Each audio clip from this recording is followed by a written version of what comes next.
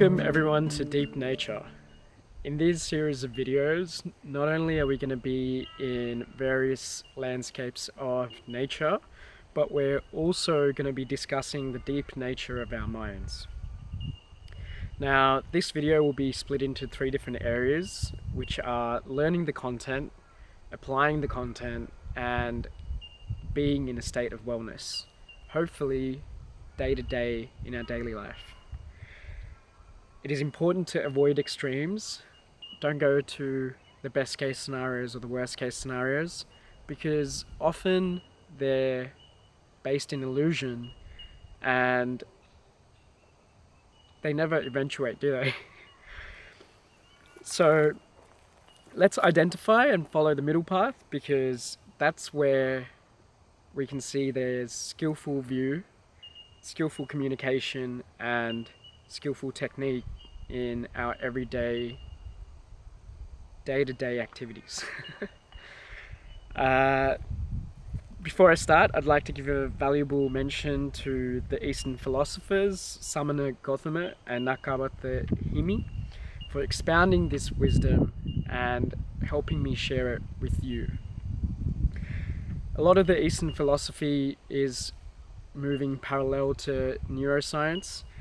What they've found in neuroscience recently through the areas of neuroplasticity is that the repetition of thoughts, or the repetition of the pathways of our brain, generates stronger memories, structures, and the lack of use of certain pathways dissolves them or reduces that memory. Not only, reduce, it can also eliminate. So what does this mean for you and I? This means the memory that we collect over our lifetime. We have the ability to let go of memory and acquire new memory, which can either be wisdom or things that are not as useful. I don't need to go into that. So let's jump right into it. First of all, I want to talk about learning the content. Now, the content deals with thought, the arising of thought, the cessation of thought, and the path or technique which can lead to wellness. Now, thought. What is thought? People say that thought is this thing that comes all of a sudden, like an idea. Where does it come from though? Do babies have thoughts? Or are thoughts things that develop as our memory develops? If I ask you what is the distance between exactly where you are right now to Melbourne in Australia, that's not where I am. I'm in Sydney. But do you know that distance off the top of your head? Now, you'll scan your memory, and if the information is there, then you'll respond as thought. So thought is the response of the collection of memory which we have accumulated through our life. So the arising of thought is dependent on memory or consciousness.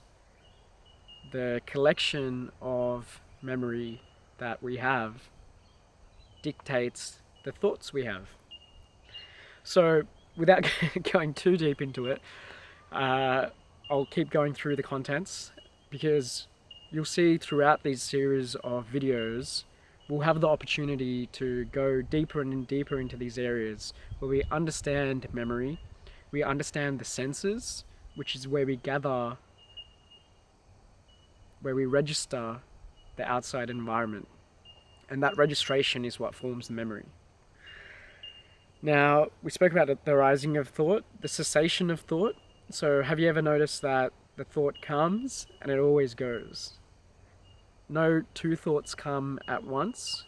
Only one thought can come at a time.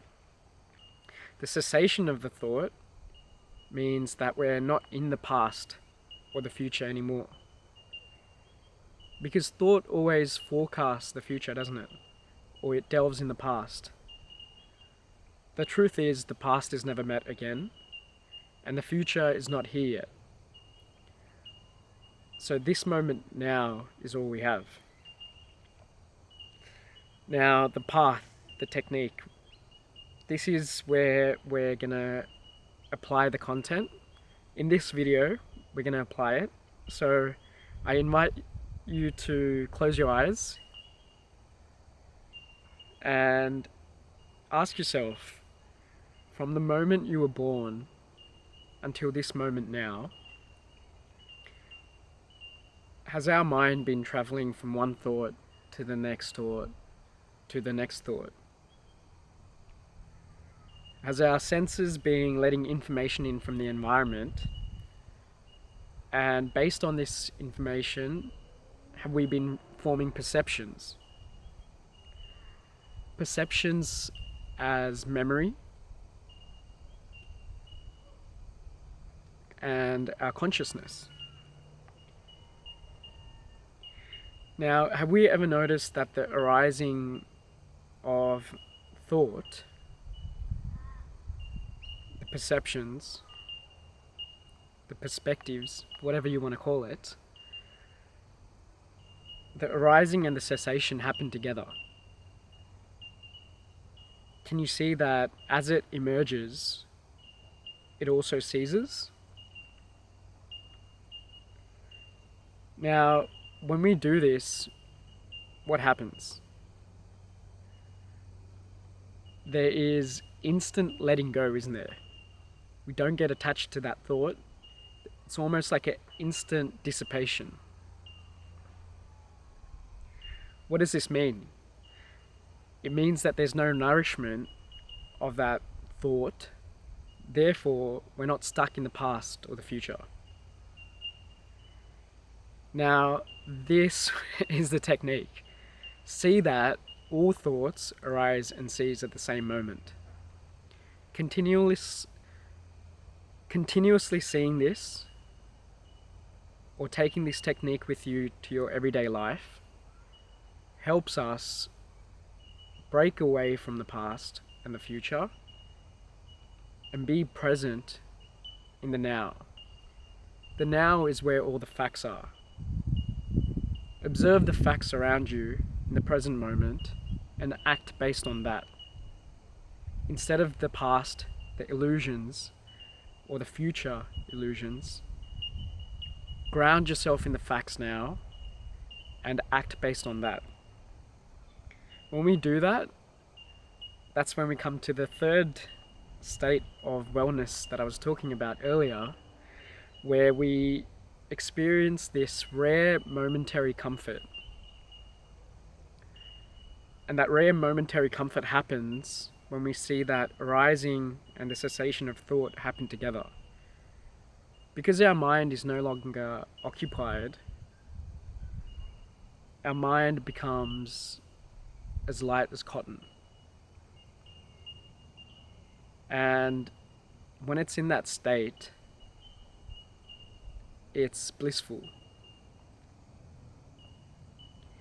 So that's it for today, and I hope you will join us on the next series of videos where we'll go deeper into different areas that we spoke about today, and hopefully we can focus on these certain areas, gain an understanding or realization which leads us deeper and deeper into wellness. Have an awesome day wherever in the world that you're listening to, watching this from.